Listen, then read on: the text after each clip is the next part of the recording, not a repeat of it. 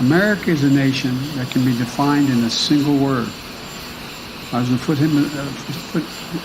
excuse me.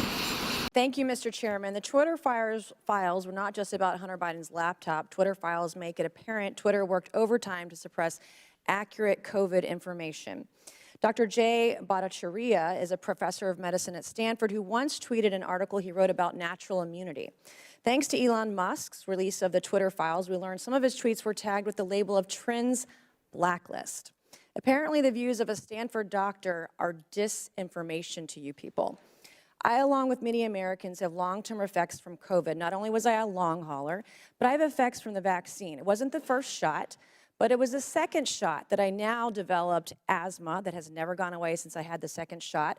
I have tremors in my left hand, and I have the occasional heart pain that no doctor can explain, and I've had a battery of tests.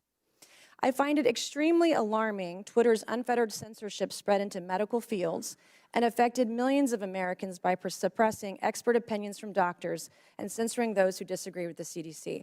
I have great regrets about getting the shot because of the health issues that I now have that I don't think are ever going to go away. And I know that I'm not the only American who has those kinds of concerns.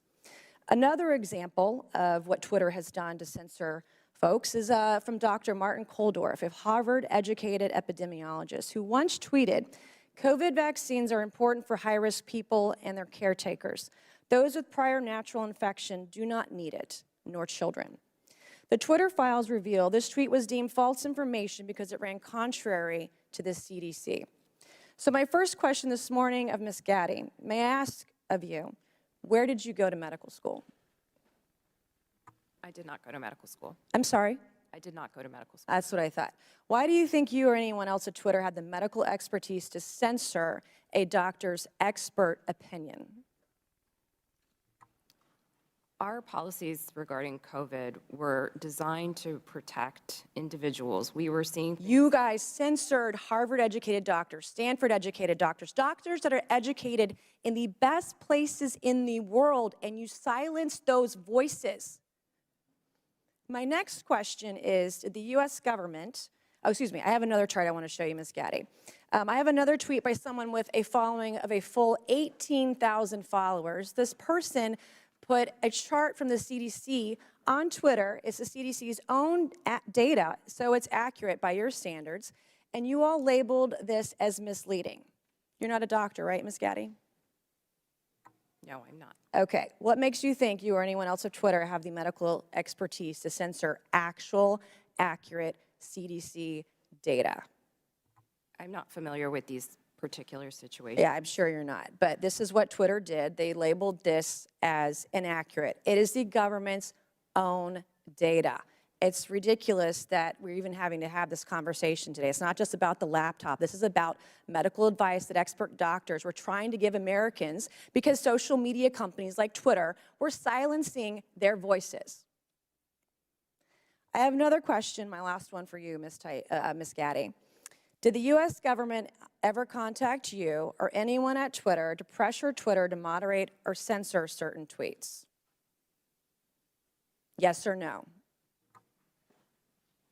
We have a program. Did the U.S. government ever contact you or anyone at Twitter to censor or moderate certain tweets? Yes or no? We receive legal demands to remove content from the platform from the U.S. government and governments all around the world. Those are published on a third-party website, and anyone can review Thank them. God for Matt Taibbi. Thank God for Elon Musk for allowing to show us in the world that Twitter was basically a subsidiary of the FBI, censoring real medical voices with real expertise that put real Americans' lives in danger because they didn't have that information.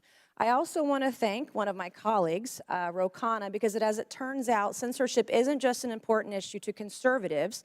Some of my colleagues on the other side of the aisle, like Ro, found this censorship very concerning and even wrote to you and to folks at Twitter that he was concerned about the First Amendment being censored. So I want to thank him for speaking up and speaking out about this issue, because this should not be a partisan issue. This should be an issue that's an American issue. Mr. Chairman, I would like to enter into the record, I ask unanimous consent, to enter into the record a Wall Street Journal article from December 9th, 2022 by Justin Hart entitled "The Twitter Blacklisting of Jay Bhattacharya." Enter the record, please, Mr. Chairman. Without objection, so ordered. Thank you, and I yield back.